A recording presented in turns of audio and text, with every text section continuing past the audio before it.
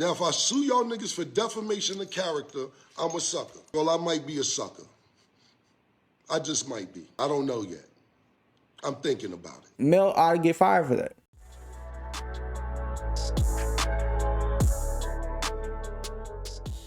What up, YouTube? Today we're going to be talking about the wild stuff that happened yesterday between Cameron, Queen's Flip, Melyssa Ford, which pretty much caused everybody to talk about this.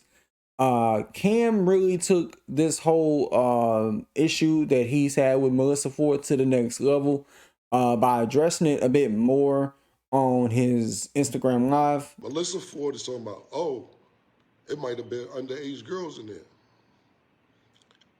First of all, I only like older bitches. Second of all, it was 1992. We was underage. That's A and B. We wasn't supposed to be in there. We wasn't 18. I just turned motherfucking 16. I ain't even defending myself on that nonsense. You're not even from this country. I don't know what the fuck was going on in the whorehouses in Canada or wherever you from or whatever shit they on, wherever you from. We not on that. I ain't even going into that. More of the story, she said it. Knowing the times we in, Joe Buttons and them went in on her or whatever. They're like, yo, that's some serious allegations, this, that, and the third. But they didn't edit it out. So from two things I take from that, they either threw her under the bus or they said, fuck it, let's get the ratings or whatever they want to do. Either way it came out, it could have been edited out. It wasn't live like I'm doing live right now. It is kind of wild when you think about the different times we're in now versus back then, where a 16-year-old guy going into a strip club and that's just pretty much a typical Tuesday or Friday night. And nowadays, if a strip club tries that, they're cooked. They are donezo. And then the point he made about, well, they didn't edit it out. Now, it was revealed that Mel was offered a choice from Joe Budden himself saying, hey, you want me to take this out because it sounds crazy? And she said no. Mel said no, leave it in, and here we are now. Yesterday, whatever day, she issues an apology. I'm like, nah, don't apologize. Because I was going to address it when I felt like addressing it. But the reason I addressed it yesterday is because it's like, yo, you say that foul shit, because that's some foul shit to say. Man felt like that shit, like, and the times we in for you to make them type of allegations, don't know what the fuck you talking about. Because if I address it in a month or whenever I felt like addressing it, people gonna be like, oh, Kim, she apologized, leave it alone. You can't just say shit like that and 3 days later, 2 days later, be like, oh, my bad, I wasn't thinking.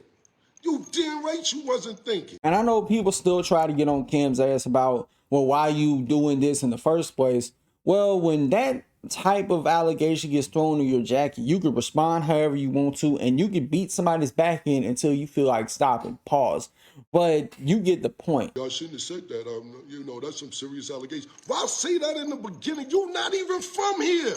I could have went straight to Ice-T, fucked you in the bathroom for $2,000 when you was fucking doing waitressing. I didn't even go there. You're a video vixen. See, I don't even know if that's something that's actually legit that happened or not.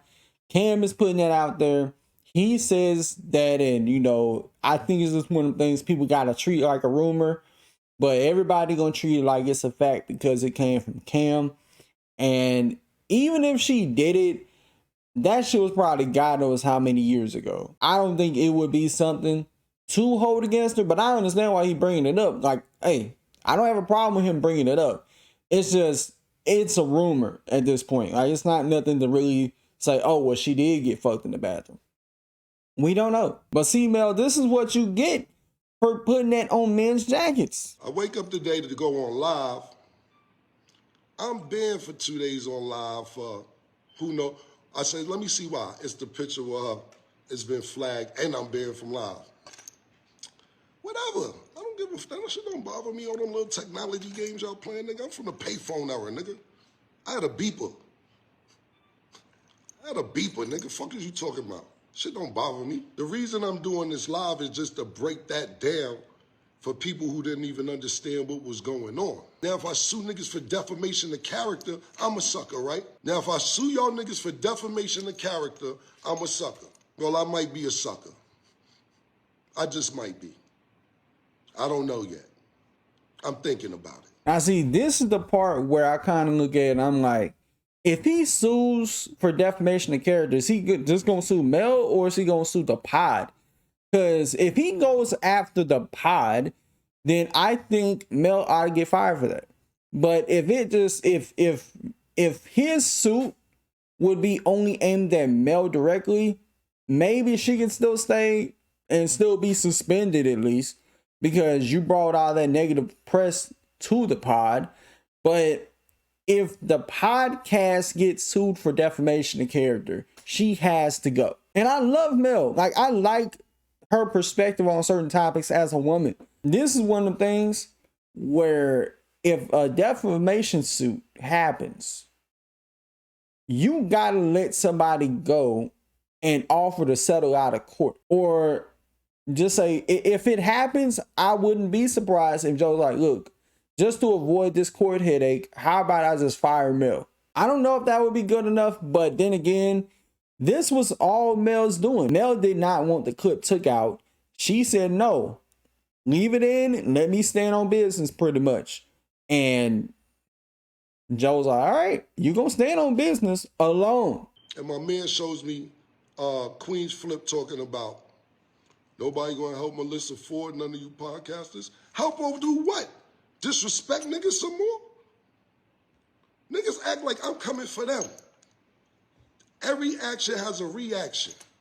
You can't do what you do and just then when somebody reacts to what you do, you be like, oh, why they reacting like that? Now this nigga here, Queen's Flip, I took this little nigga under my wing and I was giving this nigga mad advice. He was podcasting. I wasn't into that shit. I'm telling him what to do, how to get sponsors. Yo, oh, you got this many views, you should go do this. Oh, you got this many views, you should go do that. Oh, you should go do this. Teaching them game that I'm in a game that I'm not even in. He want to do skits, popping up to my events. I got sneaker release. I got sneakers.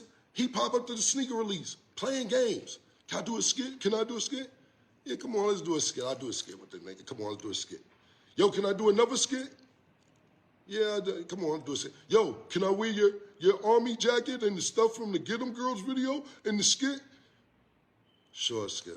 Oh, yo, can I pull up with the I Really Mean It jacket in the skit and drive the truck like you came out and I Really Mean It video? Yeah. Sure, skit. Not a problem. Now, man, all this shit just because I thought I liked the nigga. I thought he was kind of funny, so I'm trying to help the nigga out. Now, he was working with Joe Buttons, which is cool. And shout out to Joe Buttons for hiring all these washed up niggas.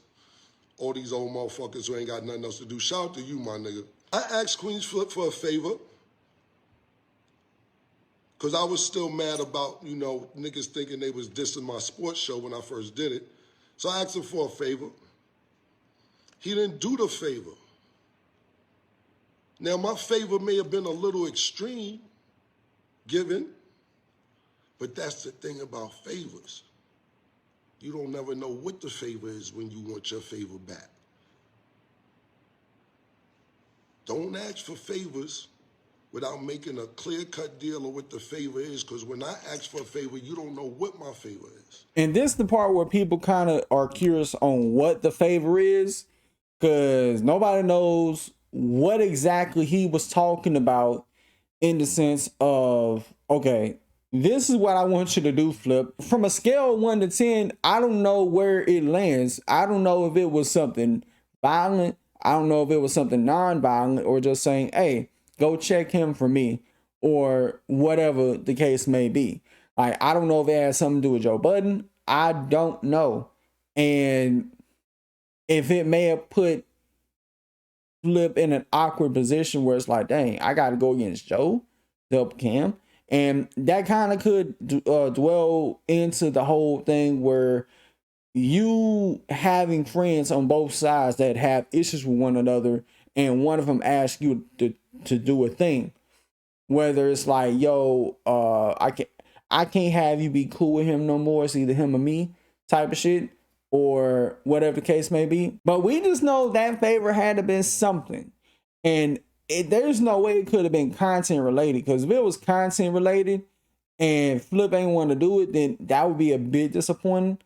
But if it was some shit where it would have put Flip in a compromised position where another person would have felt away, then it's like, dang, what do you do? Because if you got two friends that have issues with one another, typically you don't get involved and just stay neutral and just be cool with both people, because you staying cool with both parties, like, you still maintain two friendships. Unless one or the other's like, yo, it's either him or me, then it's like, okay, you trying to make me choose, here's my choice. And shortly after that, with lightning quick reflexes, Flip ended up doing a whole 10-minute response. You're the first person in this industry to put me onto a bag. Why would I play you? It ain't me, it's you. We shot some skits, and then you invited me and JR and my man Space Ghost at the time to the crib. And from there, our friendship blossomed. Now, you put me onto a production company, you put me onto ads and sponsors. I always say you're the first industry person to put me onto a bag. You helped me get a bigger bag. Why would I play you, Cam? It ain't me, it's you. I would never slight anybody I mess with. Fans, people, friends, family could never trick me, coerce me, or bamboozle me to going at my peoples. Never, never. From the Webb and Nitty era, I'm from Queens, I'm from Linden and Farmers. That's not how I was raised. Anytime you was talked about on that podcast, I either walked off. Anytime it got crazy, off the strength of me, Joe edited it out. Off the strength of me, Joe said, nah, I ain't gonna say that. Off the strength of Queens Flip, because I know you love Cam and that's your man. And I appreciate that. That's why I appreciate Joe. I'm gonna address a couple of things. I appreciate Joe Budden for that, because he don't have to do that. He don't have to extend that grace and that courtesy to, yo, let me edit it out. The camera on this man, he's sitting there. Because where we from, if a man is talking about you and I'm sitting there, that means I agree with him. Let's talk about the Melyssa Ford thing. Obviously, I wasn't there when she said it.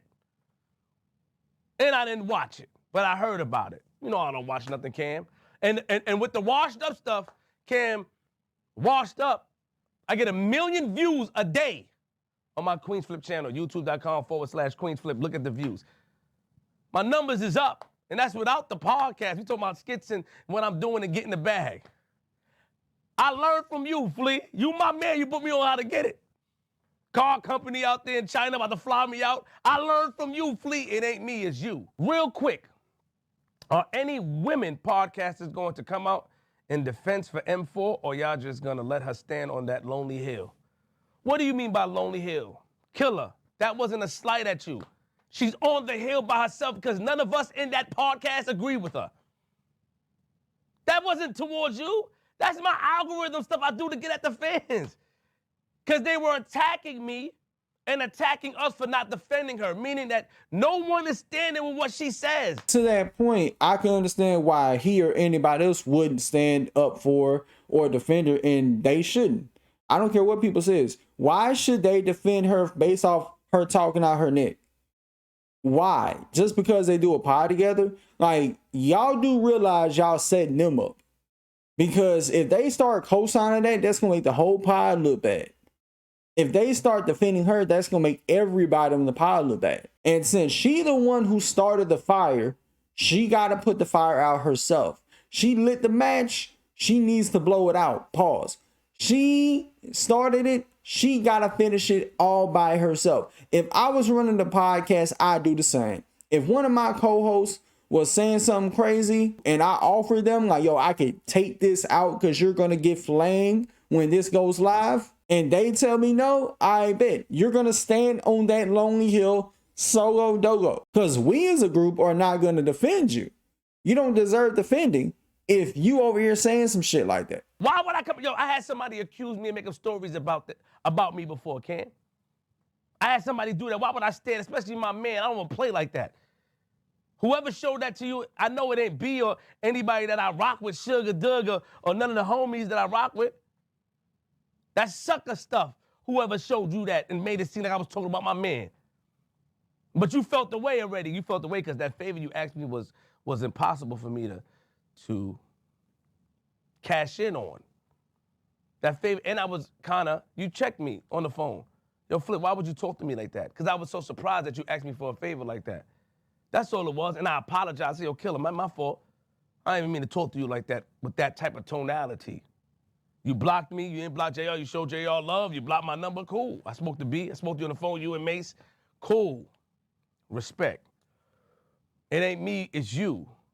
You see, you felt the way of how I spoke to you. That's why you blocked me, so you looked for any reason to say what you said. That wasn't towards you. She's on a lonely hill because nobody stand with her. I would never project or put that type of jacket on somebody because it was done to me. I would never co-sign that. I love Melyssa for it. That's my heart. I'll never co-sign that. I wrote that to get at the fans because I'm an algorithm man. I'm Mr. Algorithm. What does that mean? I do that because the fans say, you ain't standing up with us. I say, hey, yo. Since we ain't standing up for her, are any women going to stand up with her? Nobody said nothing because nobody agreed with it, Killer. It wasn't towards you. Anywhere I go, I touch gold. Washed up, never. When you came on my show, you said, you get these numbers, do this, do that. You looked out. You my man.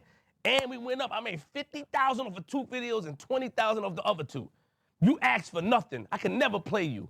It ain't me, it's you. I love you.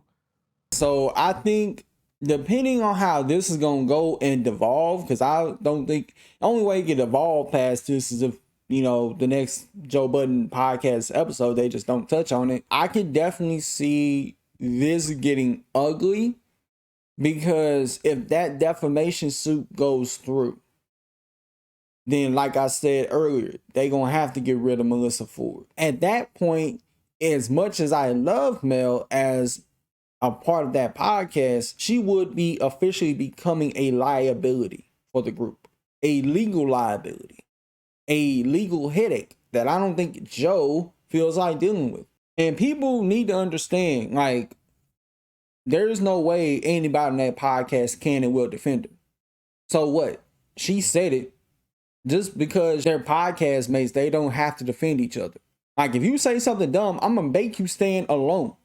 You said something dumb, I'm putting you on Front Street by yourself. Defend yourself because you said it. It would be no different if a family member says something stupid. I'd make them stand alone. But y'all let me know what you think about this in the comments below. Till next time, I'll catch y'all in the next video. Peace.